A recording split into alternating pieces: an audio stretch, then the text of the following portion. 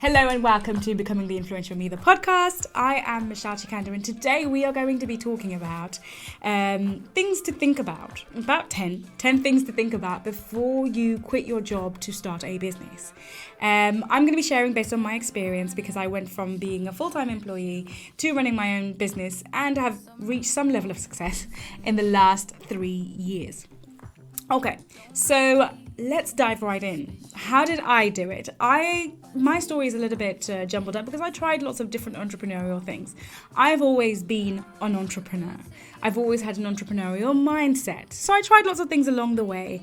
But in terms of the last time when I finally decided, okay, I don't want to work full time anymore, what were the things that I did in order for me to make that leap? Well, the first thing I had to do was plan. I had to plan a lot. But it was underpinned by my very first tip/idea, and that is be realistic. So it's about setting yourself goals, setting timelines, setting deadlines, and really understanding, okay, how much money will I need? Because for the next 2 years of my life, I might not have enough income. So how much savings will I need? When will I expect to make my first pound? And how will I make that first pound? How will I turn that first pound into 10? How will I turn the 10 into 100? How will I turn the 100 into 1,000, etc.? A lot of times we go into it thinking, okay, I've got this great idea, and people are going to flock to me because I've got this amazing idea and it's a great business idea. And fortunately for all of us, life doesn't work that way, let alone business. So my first tip, or the first thing I would say, is make realistic ambitions. Save money. I cannot stress this enough. At the beginning of any business, it is a lot of give and very little take. So the first tip really is be realistic, save as much as you can before you go into it, and set yourself realistic targets and deadlines around how long you think it will be. For example, or to give you an illustration, depending on what business you're in, each business is different. Each business generates different levels of income. But if you are looking to create a sustainable, larger business for the first 3 years, it is unlikely that you are going to make a significant amount of money. And for the most part, even if you do, you're likely to reinvest that money into your business if you have a vision. And so you need a cushion. You need a cushion. People often underestimate the power of the cushion because things do get really sticky. You need a lot of things when you start a business. You need somebody who's an expert at marketing. Maybe you need somebody who is an expert at, the product that you're selling. You need some level of expertise, and some people can start with nothing, but at least if you have a little bit of money, you can spend on the things that will help you shorten that process before you start to so that you can start to generate a lot of income. Okay. Number 2, and this is to do with the be realistic as well. That is understand your market. A lot of times I speak to women that are like, yeah, what do you want to do? Well, I want to sell cosmetics. Okay, you want to sell cosmetics. Who are you going to sell them to? And they're like, well, I'm going to sell them to women. All women need cosmetics. And I'm like, okay, how will they know you? And they're like, well, I have this great site, this website that I'm going to create. And I'm like, okay, so how will you be different from everybody else selling cosmetics? And how are they going to find you? And they're like, well, that's the sticking point. So tip number 2 is understand your market. Ask people questions. Who is your audience? Why do you want them to be your audience? Why should they choose you? So really spend time with them. I'll give you an example of myself. I was working with CEOs and senior leaders, but really the people that I wanted to serve, where I wanted to take my business, was working with women that are at a sort of junior management level that want to make that leap from being operational to being strategic. I knew that's where the impact was for me. And I know that there's a lot of chat. I knew that there was a lot of chat about women on boards, but I knew that without fixing that bottom layer, we wouldn't be able to get to the boardrooms. So I knew that was my target audience, but I had to spend time with them in order to understand why they weren't making that leap and how I could position myself effectively as somebody who could help them. So what did I do? I spent hours hours and hours and hours consulting for free. I spent, I think maybe 100, I did 150 Zoom calls, something like that. Just really asking these women, what is going wrong? How can I help you? How can I serve you? And I did that for free. Well, not quite. Some of it was for free, but some of it was paid as part of something else. But that's not the point. I spent time with them. So a lot of times it's like, well, why should people come to you? By doing that research, by understanding your market, then you're better positioned to position yourself in a way that they are attracted to, using their language, their words, their lens, and then you're able to position yourself as an expert in that field. And that's definitely how I went about it. Before I even thought, right, of leaving my job, these were some of the conversations that I had with people. Okay, which leads me to point number 3. Start as a side hustle. Oftentimes we have a big idea, and this isn't for everybody. Some people maybe can just quit and they need that motivation and they need that impetus to make money quickly. But if you started as a side hustle, and I've seen a lot of people do this successfully, it allows you to fine-tune what it is that you want to do while still working full-time. But you have to have made a commitment to your business as opposed to your career. What oftentimes I see as well is people that are like, yeah, I love my career, I want to be successful in my career life, but I want to start a business as well. And I always say that doesn't work. You either want to get promoted, want to go up the career ladder, or you want to start your business. You have to choose. But if you have chosen, then start as a side hustle. Kind of appreciate that, okay, I'm not going to put my 100%, 150%, I should say, because we always bring 100%, caveat, bring 150% to my work. So start as a side hustle, figure out what works, figure out what doesn't, start earning some money through your business. And you don't have to make huge profits before you leave, but just test the market, see that your idea works, and then quit. Okay, that's just my advice. I mean, some people do quit before they've made a penny. I would advise against that, but that's completely your call, and it works for some people. It depends on the kind of person you are as well.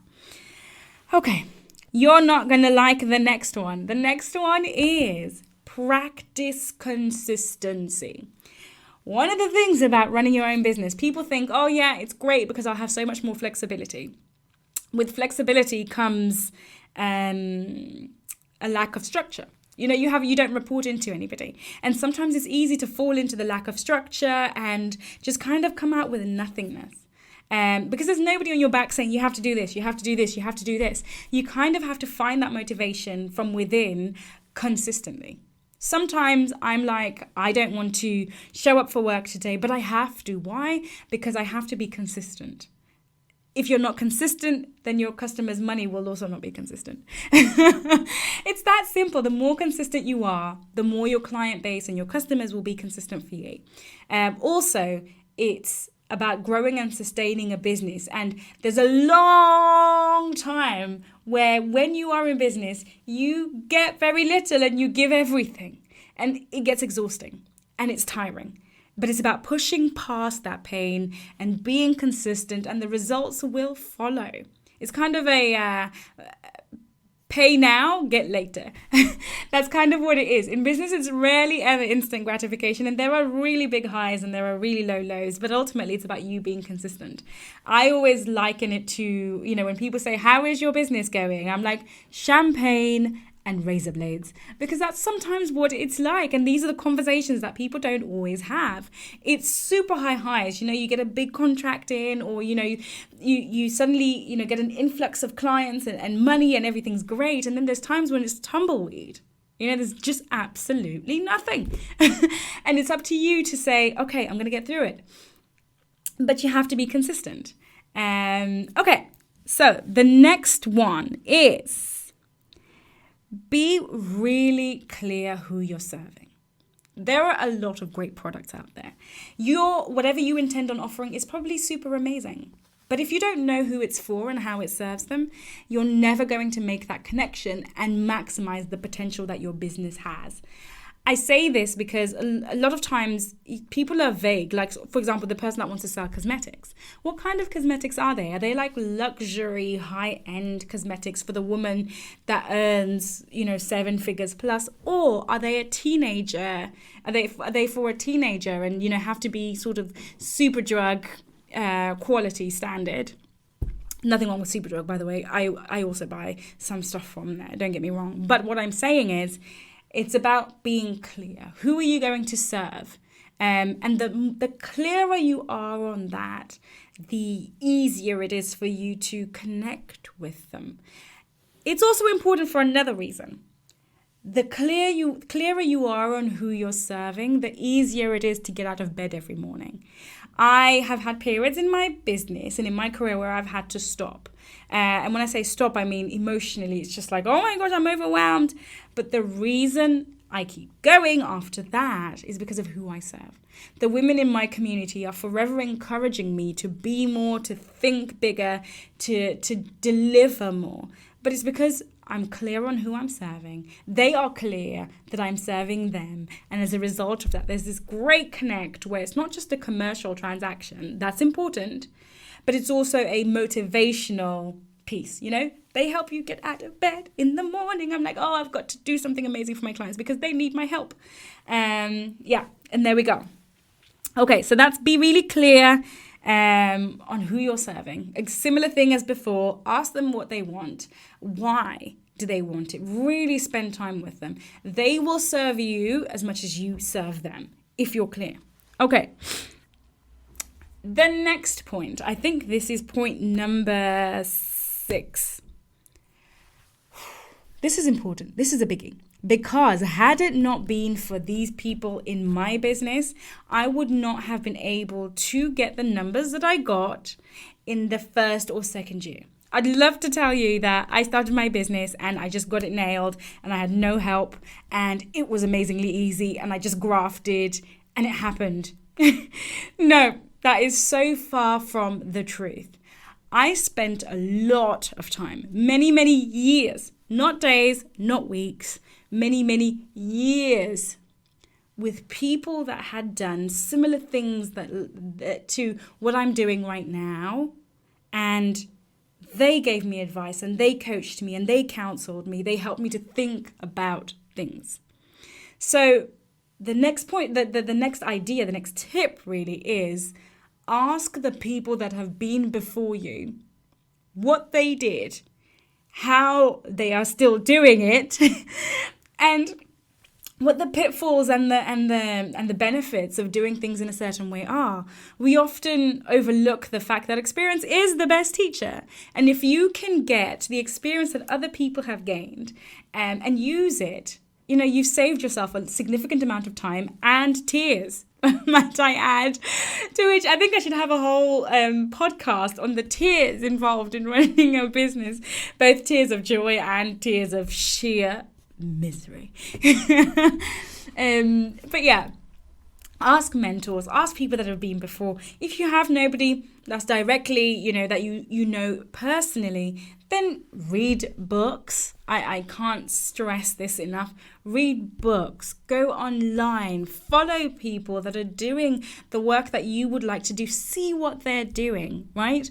Ask them for advice. And if they have the capacity, they're likely to help you. Please don't ask me. No, I'm kidding. If I can help, I will. But what I'm saying is, it will save you so much time and energy if you ask those that have gone before you how they did it, and sometimes even pay for their time and energy in order for you to shortcut some of the mistakes, the challenges, and all the things you want to avoid. The unnecessary bits, if you like, in business. It worked for me. I learned so much. There were things I did that I didn't want to do, that I wasn't inclined to do, that weren't my natural way of doing things. But doing those things because I was told to do them helped me shortcut some things and helped me to fast track my own journey in business such that I was able to quit my job much, much, much quicker than had I tried to do it the natural way all by myself. So ask mentors, ask those that have been before you how they did it. Join groups, read books, get educated. Okay. Number 7. This is my favorite because this is a struggle for me. It's a struggle for many women that I know that are in business. And that is the need for emotional reinforcement. Now, ladies, I'm a strong cookie. Do not get me wrong. But sometimes it's hard. Not only is it hard, it's lonely. It is so hard, it is so lonely, and you have to be consistent, and you have to be making sure you've got so many different spinning plates at the same time, and you've got to be thinking about today, you've also got to be thinking about a year's time, you've also got to be thinking about next week. There's so many things going on at the same time, and you've got to be, present for your market. You've got to be showing up every day, and it's not easy. And I'm just checking if okay. For a moment, then I thought my mic wasn't on, and it was. Oh, thank God. Okay, we're still here. But my point was, it's not easy because sometimes things like, you're recording something and the microphone isn't in because you don't have a team. It's just you. And things like that do happen. And you need emotional reinforcement. So finding reinforcement from people, from books, from your routine, a mindfulness practice, whatever it is that you do to keep yourself emotionally afloat, having great friends that support you when you're feeling down, emotional reinforcement in business for some people, male and female, is necessary. Just having that group that will just go, whoop, whoop, you're doing great, even on a day that you don't necessarily feel like it. That's why people join masterminds, because they are around a group of people who understand what it is that they are going through. Okay, so emotional reinforcement, books, people, and feeding your mind things that will help you to grow, things that help you and allow you to develop as an individual. Okay, that is that. Whew. Number 8. Work on your craft. We live in a society where technology is everything. Change is every day, right? Change is every single day. Something's changing. Someone's getting better. Things are becoming redundant. Life is slowing down, moving forward, whichever way it is. Speeding up rather. Slowing down, speeding up, whichever it is. Things are always forever changing. And it's so important that you have such a deep understanding of your craft that you are moving along with the times. This is also linked to understanding your market and what they're seeing and what they're experiencing, and so that you stay abreast of the changes. Like, one of the things that I'm particularly passionate about is the future of work, because I understand that if I can grasp that, I can help these women that are going from a junior level of management to a more strategic level that, are going to be on those boards. One way we can shortcut that is through the future of work. And I know this because I'm so close to the work that I do. I'm into my craft and I'm keen on learning more, exploring technologies, exploring what people are experiencing more and more, so that my business is sustainable and can grow despite what is going on in the world, or alongside what is going on in the world. Okay, number 9, play to your strengths. I am naturally a researcher. I love to research things. I love to understand things. I love books. I love reading. I love just being absorbed in information. That's my bag. That's my jam. That's my juice.